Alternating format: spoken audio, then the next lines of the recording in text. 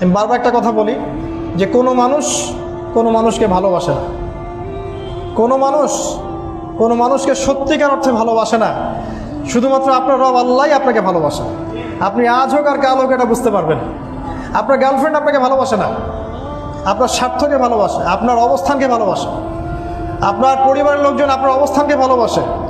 আপনি আজকে বড় একটা চাকরি পান, আপনার স্ট্যাটাস বেড়ে যাক, তারা আপনাকে তোলা তোলা করে বড় করবে।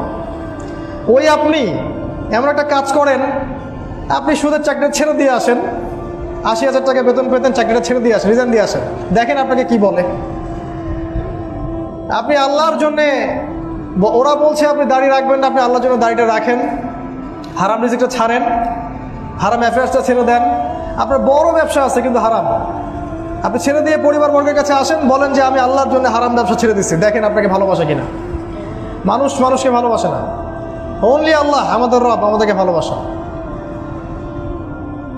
তো আল্লাহর জন্য সব ছাড়ার মানসিকতাটা থাকতে হবে। আল্লাহই আমার সব, আল্লাহই আমার রব, আল্লাহর জন্যই আমার জীবন, আল্লাহর জন্যই আমার মৃত্যু। কেউ আমার সাথে নাই, কেউ আমার সাথে যাবেও না। তাই দুনিয়ার এই সংক্ষিপ্ত সময়টা এই মানুষগুলোকে খুশি করার জন্য ব্যয় করবেন না। আল্লাহকে খুশি করতে চান, আল্লাহর কাছে ফেয়ার থাকেন, আল্লাহ আপনাকে সম্মানিত করে দেবেন ইনশাআল্লাহ। আল্লাহ